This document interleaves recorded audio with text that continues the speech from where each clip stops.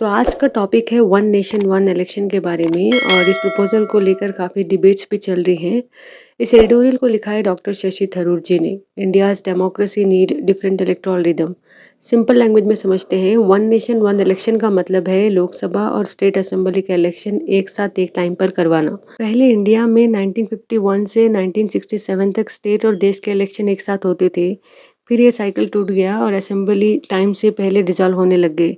तो इस वजह से आज हर स्टेट में अलग अलग टाइम पे इलेक्शंस होते हैं। तो इसके सपोर्टर्स कहते हैं कि वन नेशन वन इलेक्शन से बार बार इलेक्शंस नहीं होंगे, खर्चा कम होगा और गवर्नमेंट को बार बार इलेक्शन मोड में नहीं जाना पड़ेगा।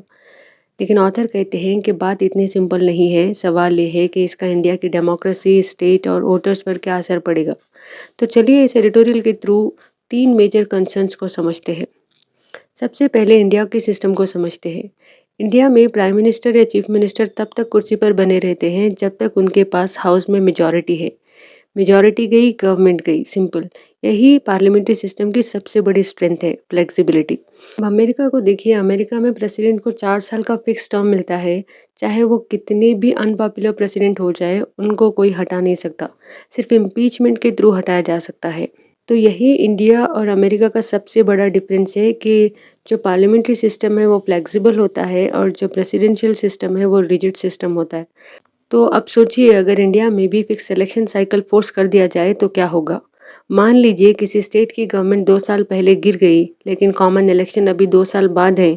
तो नई गवर्नमेंट को सिर्फ 2 साल के लिए ही काम करना पड़ेगा। अब कोई भी गवर्नमेंट जिसे पता है कि उनके पास सिर्फ 2 साल हैं, वो बड़े रिफॉर्म या लॉन्ग टर्म प्लानिंग कैसे करेगी। और ये जो शॉर्ट टर्म गवर्नमेंट बनती है उसको कहते हैं लेम डक गवर्नमेंट। मतलब वो गवर्नमेंट जिसका टर्म बहुत छोटा हो, स्ट्रॉन्ग डिसीजन नहीं ले सकते।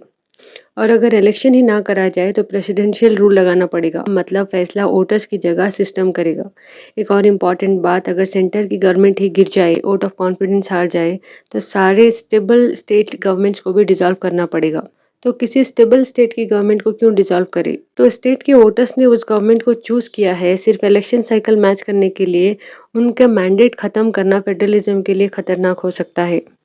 तो ऑथर का सिंपल पॉइंट है, डेमोक्रेसी की स्ट्रेंथ फ्लेक्सिबिलिटी में है, फिक्स टाइम टेबल में नहीं। अब दूसरा कंसर्न, इंडिया एक यूनियन ऑफ स्टेट्स है और हर स्टेट के अपने इश्यूज हैं। कहीं एग्रीकल्चर सबसे बड़ा इशू है, कहीं अनएम्प्लॉयमेंट, कहीं इंफ्रास्ट्रक्चर और कहीं लैंग्वेज और कल्चर। इसलिए स्टेट इलेक्शन में डिस्कशन भी स्टेट के इश्यूज पर होना चाहिए। लेकिन अगर लोकसभा और असेंबली के इलेक्शन एक साथ होंगे तो नेशनल कैंपेन बहुत बड़ा हो जाएगा। नेशनल लीडर्स, नेशनल इश्यूज और मीडिया कवरेज इतनी ज़्यादा होगी कि स्टेट के लोकल इश्यूज पीछे छूट सकते हैं। रीजनल पार्टीज़ को भी नुकसान हो सकता है क्योंकि नेशनल पार्टीज़ के पास ज़्यादा रिसोर्सेस और ज़्यादा विजिबिलिटी होती है। तो इससे फेडरलिज्म को नुकसान होगा। तो रीजनल पार्टीज और स्टेट के लोकल कंसर्न्स खो जाएंगे। इसे कहते हैं सबऑर्डिनेशन ऑफ स्टेट, मतलब स्टेट सेकेंडरी हो जाएगा। तो फेडरलिज्म को नुकसान होगा, स्टेट की इंडिपेंडेंट वॉइस वीक हो जाएगी। फेडरलिज्म वो सिस्टम है जहां सेंटर और स्टेट के बीच पावर डिवीजन होता है और हर स्टेट को अपने डिसीजन लेने का राइट होता है। तो वन नेशन वन इलेक्शन से फेडरल स्ट्रक्चर भी वीक हो सकता है। फॉर एग्जाम्पल, किसी स्टेट में लोकल स्कूल्स की प्रॉब्लम है लेकिन नेशनल कैंपेन में फॉरेन पॉलिसी और नेशनल सिक्योरिटी की बातें होंगी, तो लोकल इश्यूज़ की कोई नहीं सुनेगा। इसको कहते हैं ओवर शैडोइंग इफेक्ट।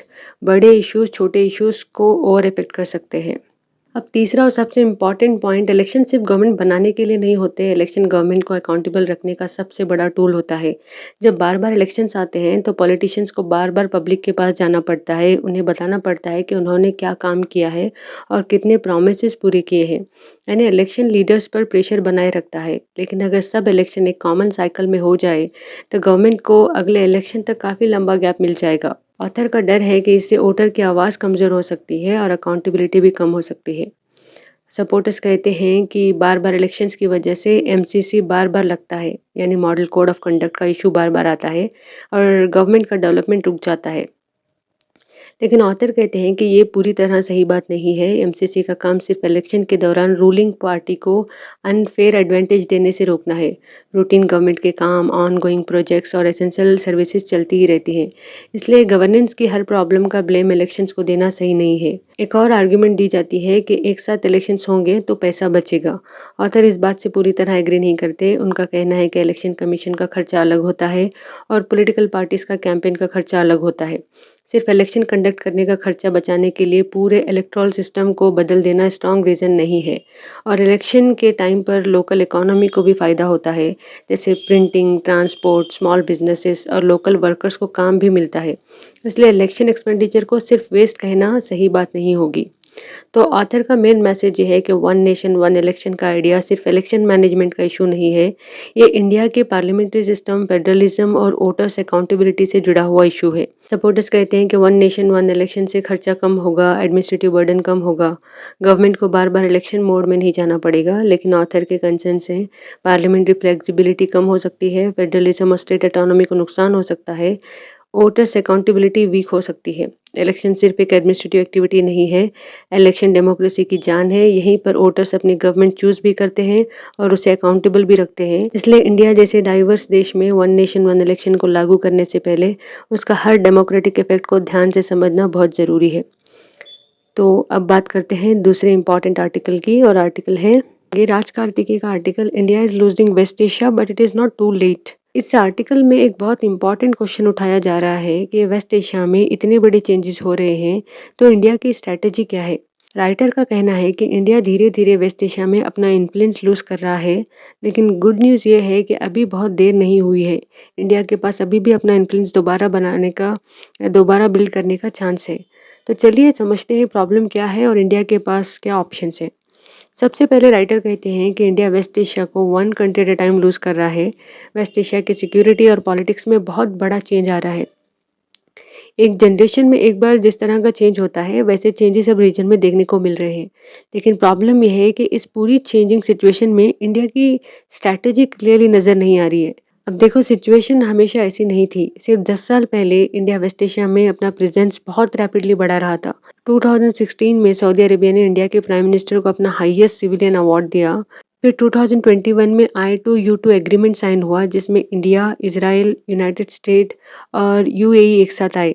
और 2024 में ईरान ने छाबार पोर्ट को इंडिया को लीज कर दिया। यानी एक टाइम पर India, Saudi Arabia, Israel, UAE और ईरान सब एक साथ इंपॉर्टेंट रिलेशनशिप बिल्ड कर रहे थे। यानी एक टाइम पर India, Saudi Arabia, Israel, UAE और ईरान सबके साथ इंपॉर्टेंट रिलेशनशिप बिल्ड कर रहा था। लेकिन राइटर कहते हैं कि इन अचीवमेंट्स को आज हम मोस्टली पास्ट की मेमोरीज के रूप में देख रहे हैं। अब यहाँ एक स्टोरी इंटरेस्टिंग हो जाती है। ये पॉइंट नंबर 2 है। राइटर पाकिस्तान के न्यू डिप्लोमेटिक मूवमेंट की बात करते हैं। पिछले 4 महीनों में US Israel war with Iran एक बहुत बड़े रीजनल कॉन्फ्लिक्ट में बढ़ गया है। ईरान ने गल्फ कंट्रीज को अटैक किया, सऊदी अरेबिया ने इराकी मिलिशियाज को टारगेट किया, हुतीज ने सऊदी शिप्स को अटैक किया और इजराइल ने मल्टीपल कंट्रीज में स्ट्राइक्स किए। अब गल्फ कंट्रीज एक इम्पॉर्टेंट क्वेश्चन पूछ रहे हैं, क्या अब भी यूएस का सिक्योरिटी अम्ब्रेला रिलायबल है, क्योंकि उन्हें थ्रेट सिर्फ ईरान से नहीं बल्कि इजराइल से भी दिख रहा है। और गल्फ कंट्रीज के अंदर अभी भी अप्रोच अलग अलग है। यूएई एंगेजमेंट के थ्रू सिचुएशन हैंडल करना चाहता है, जबकि सऊदी अरबिया डिफरेंस के बारे में सोच रहा है। इसी बैकग्राउंड में पाकिस्तान का डिप्लोमेटिक रोल बहुत इंपॉर्टेंट हो गया है। पाकिस्तान ने यूएस ईरान कॉन्फ्लिक्ट में मीडिएटर बनने की कोशिश की। रीजन के एनालिस्ट कहते हैं कि पाकिस्तान ऐसे वक्त में आगे आया जब यूएस प्रेसिडेंट डोनाल्ड ट्रंप और ईरान को नेगोशिएशन टेबल पर लाना बहुत डिफिकल्ट लग रहा था। टर्की, कतर और इजिप्ट ने भी मीडिएशन की कोशिश की थी, लेकिन पाकिस्तान के इन्वॉल्वमेंट ने उसको रीजन में एक नया डिप्लोमेटिक इंपॉर्टेंस दिया है। अब तीसरा पॉइंट, मक्का में सऊदी अरबिया, टर्की और पाकिस्तान के बीच कलेक्टिव डिफेंस पैक्ट साइन हुआ है। अब सवाल है, इसका टारगेट ईरान है या इजराइल। राइटर के अकॉर्डिंग ये पैक्ट डायरेक्टली ईरान के अगेंस्ट वार करने के लिए नहीं है, क्योंकि इन तीनों में से कोई भी कंट्री ऐसा नहीं है कि यूएस के साथ आकर डायरेक्टली ईरान के साथ वॉर करे। इसलिए ये पैक्ट इजराइल को डिटर करने की डायरेक्शन में देखा जा सकता है। तीनों कंट्रीज को लगता है कि ईरान के बाद इजराइल का नेक्स्ट टारगेट उनमें से कोई एक हो सकता है, तो तीनों अपनी स्ट्रेंथ कंबाइन करना चाहते हैं। सऊदी अरबिया के पास पैसा और कैपिटल है, और पाकिस्तान के पास मिलिट्री स्ट्रेंथ है, और टर्की के पास टेक्नोलॉजी है। अब यहाँ इंडिया के लिए प्रॉब्लम क्रिएट हो सकती है। अगर फ्यूचर में इजराइल और पाकिस्तान के बीच वार होती है, तो इजराइल और इंडिया के क्लोज रिलेशनशिप की वजह से इंडिया भी प्रेशर में आ सकता है। और अगर फ्यूचर में इंडिया पाकिस्तान कॉन्फ्लिक्ट होता है, तो टर्की पाकिस्तान को स्ट्रॉन्ग सपोर्ट दे सकता है, तो इंडिया के लिए सिचुएशन और डिफिकल्ट हो सकती है। और फोर्थ पॉइंट सबसे इम्पॉर्टेंट है, अब इंडिया के पास क्या ऑप्शंस हैं। राइटर कहते हैं कि इंडिया की करंट अप्रोच देखकर लगता है कि इंडिया इजराइल की विक्ट्री को लेकर बहुत कॉन्फिडेंट है, क्योंकि इजराइल के पास यूएस का स्ट्रॉन्ग सपोर्ट है। लेकिन प्रॉब्लम यह है कि यूएस पॉलिटिक्स खुद रैपिडली चेंज हो रही है। मागा रिपब्लिकन्स भी इजराइल को मिलने वाले यूएस सपोर्ट पर क्वेश्चंस रेस कर रहे हैं और डेमोक्रेटिक सोशलिस्ट भी ट्रेडिशनल यूएस सपोर्ट को चैलेंज कर रहे हैं।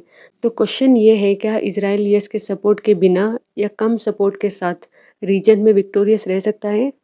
तो इंडिया का यूएई के साथ भी स्पेशल रिलेशनशिप है। इस रिलेशनशिप में इंडिया के वर्कर्स की रेमिटेंस इंपॉर्टेंट है, यूएई में इंडियन इन्वेस्टर की इन्वेस्टमेंट इंपॉर्टेंट है और यूएई का इंडिया में स्ट्रैटेजिक इन्वेस्टमेंट भी इंपॉर्टेंट है। लेकिन प्रॉब्लम ये है कि यूएई और सऊदी अरबिया के बीच डिफरेंस बढ़ रहा है और सूडान जैसे कॉन्फ्लिक्ट में भी यूएई की पोजीशन इंडिया के लिए कंसर्न क्रिएट कर सकती है। तो क्या यूएई भी इन सारे कॉन्फ्लिक्ट से बिना बड़े नुकसान के निकल पाएगा? तो ये समझने वाली बात होगी। तो फिफ्थ पॉइंट है ऑप्शंस को लेके। इंडिया के सामने बेसिकली 3 ऑप्शंस हैं। पहला ऑप्शन, इंडिया इजराइल और यूएई के साथ मिलिट्री अलायंस साइन कर ले, लेकिन प्रॉब्लम ये होगी कि इससे ईरान और सऊदी अरबिया के साथ इंडिया के रिलेशन और ख़राब हो सकते हैं। दूसरा ऑप्शन, इंडिया कुछ ना करे, यानी जो हो रहा है होने दे और इंडिया पैसिव बना रहे। लेकिन इसका भी एक सीरियस रिस्क है। अगर इंडिया कुछ ना करे तो स्ट्रेट ऑफ हॉर्मुज़ में इंडियन सेलर्स की जान को खतरा बना रहेगा और बाबुल मंदीप में इंडियन शिप्स भी डेंजर में पड़ सकती हैं। और फिर एक इंटरेस्टिंग सिचुएशन बनेगी। इंडिया एक ग्रेटर पावर बनने की तरफ बढ़ रहा है, लेकिन अपनी ही इमीडिएट मैरीटाइम नेबरहुड में वीक और हेल्पलेस नज़र आ सकता है। लेकिन राइटर कहते हैं इंडिया के पास एक थर्ड वे भी है और ये सबसे इम्पॉर्टेंट ऑप्शन है। इंडिया को एक एक्टिव रीजनल पॉलिटिकल स्ट्रेटजी बनानी चाहिए। सबसे पहले इंडिया को सऊदी अरबिया के साथ दोबारा एक्टिवली एंगेज करना चाहिए, क्योंकि सऊदी अरबिया के साथ इंडिया के कोई भी डायरेक्ट डिफरेंसेस नहीं हैं। फिर इंडिया अरब कंट्रीज़ और ईरान के बीच ट्रस्ट बिल्ड करने में रोल प्ले कर सकता है और इसका बिगनिंग यूएई ईरान रिलेशनशिप से किया जा सकता है। यानी इंडिया किसी एक साइड में खड़े होने की बजाय दोनों साइड के बीच कम्युनिकेशन इंप्रूव करने की कोशिश करे। इंडिया जॉर्डन के साथ भी सिक्योरिटी कोऑपरेशन बढ़ा सकता है। जब यूएस म्यूनिशन लो हो रहे हैं उस टाइम इंडिया जॉर्डन की डिफेंसिव टेक्नोलॉजी प्रोवाइड कर सकता है। इंडिया लिबनान में future UN peacekeeping role में भी पार्टिसिपेट करने की पॉसिबिलिटी एक्सप्लोर कर सकता है। यहाँ यूनिफिल यानी United nation interim force in Lebanon के फ्यूचर को लेकर भी अनसर्टेनिटी है। तो इंडिया इस चेंजिंग सिचुएशन में अपना रोल देख सकता है। इंडिया टर्की के साथ भी एक बैक चैनल मेंटेन कर सकता है, यानी पब्लिक लेवल पर कन्फ्रंटेशन की बजाय क्वाइट डिप्लोमेटिक कम्युनिकेशन मेंटेन करना। इंडिया टर्की को क्लियरली बता सकता है कि पाकिस्तान के साथ उसके रिलेशनशिप को लेकर इंडिया के रेड लाइंस क्या हैं। अब मैरीटाइम सिक्योरिटी पर आओ। अगर इंडिया सऊदी लेड रेड सी मैरीटाइम फोर्स के पार्ट नहीं बन सकता तो इंडिया इजिप्ट के साथ मिलकर पैरेलल एफर्ट कर सकता है। ऑब्जेक्टिव सिंपल है, इंडिया बाउंड शिप्स को प्रोटेक्ट करना, स्पेशली स्विस कैनल से बाबुल मंदीप तक। इंडिया रेड सी रीजन में मिलिट्री प्रेजेंस स्टैब्लिश करने का ऑप्शन भी एक्सप्लोर कर सकता है, जैसे समोली लैंड या स्कोट्रा में। और जो करंट मिलिट्री ट्रेनिंग एक्सचेंजेस हैं उनको एक्सपैंड करके इंडियन रीजन के डिफरेंट कंट्रीज़ के साथ मिलिट्री ड्रिल्स और एक्सरसाइज कर सकता है। यानी इंडिया को एक ही कंट्री पर डिपेंड नहीं रहना है, उसको पूरे रीजन में मल्टीपल रिलेशनशिप को बिल्ड करना है। अब आते हैं थिंक ऑफ ब्रिज बिल्डिंग। अब राइटर का सबसे इंपॉर्टेंट सजेशन आता है think of bridge building. India को वेस्ट एशिया के लिए एक स्पेशल एनवॉय अपॉइंट करना चाहिए और ये स्पेशल एनवॉय सिर्फ इजराइल फ़लस्तीन इशू पर फोकस ना करे, उसका रोल ब्रॉडर होना चाहिए। वेस्ट एशिया के डिफरेंट कंट्रीज़ के साथ इंडिया के रिलेशनशिप को एक साथ कोऑर्डिनेट करना और रीजन में इंडिया के इंटरेस्ट को प्रोटेक्ट करना। यानी इंडिया को एक प्रोएक्टिव रीजनल विजन के साथ काम करना चाहिए। इंडिया को वेस्ट एशिया में ऐसे न्यू सिक्योरिटी आर्किटेक्चर को सपोर्ट करना चाहिए जो नए बैटल लाइन्स क्रिएट ना करे। इंस्टेड फोकस होना चाहिए ट्रस्ट बिल्डिंग पर। यानी इंडिया को किसी एक कैंप का पार्ट बनने की बजाय ब्रिज बिल्डिंग का काम करना चाहिए। तो ओवरऑल आर्टिकल का मैसेज बहुत क्लियर है। इंडिया वेस्ट एशिया में अपना इन्फ्लुएंस लूज़ कर रहा है, लेकिन अभी देर नहीं हुई है। इंडिया के सामने 3 चॉइसेस हैं। पहली, इजराइल और यूएई के साथ मिलिट्री अलायंस करे। दूसरा, कुछ ना करे, पैसिव बना रहे। तीसरा, एक active regional politics strategy develop करे। राइटर के अकॉर्डिंग इंडिया को थर्ड वे चूज़ करना चाहिए। सऊदी अरबिया के साथ री एंगेजिंग करना, अरब कंट्रीज़ और ईरान के बीच ट्रस्ट बिल्ड करना, यूएई और ईरान रिलेशनशिप में रोल प्ले करना, जॉर्डन के साथ सिक्योरिटी कोऑपरेशन बढ़ाना, लिबनान में future UN peacekeeping role explore करना, टर्की के साथ बैक चैनल मेंटेन करना, इजिप्ट के साथ मैरीटाइम सिक्योरिटी कोऑपरेशन बढ़ाना, रेड सी रीजन में प्रेजेंस एक्सप्लोर करना और डिफरेंट कंट्रीज़ के साथ मिलिट्री एक्सरसाइजेज और ट्रेनिंग एक्सचेंज बढ़ाना। लेकिन सबसे इंपॉर्टेंट, इंडिया को ब्रिज बिल्डर बनना चाहिए। इंडिया वेस्ट एशिया का स्ट्रेंजर नहीं बन सकता। इंडिया के पास रीजन में पीस और प्रेडिक्टेबिलिटी रिस्टोर करने की कैपेसिटी भी है और रेस्पॉन्सिबिलिटी भी। तो वेस्ट एशिया रैपिडली चेंज हो रहा है और इंडिया को एक्ट करना होगा बिफोर इट्स इन्फ्लुएंस फेड्स। तो ये था राज कार्तिकी का article, India is losing West Asia but it is not too late. तो आप क्या सोचते हो इस आर्टिकल के बारे में? आप अपनी राय बिल्कुल कमेंट में दीजिए। I will see in the next video. Thank you so much.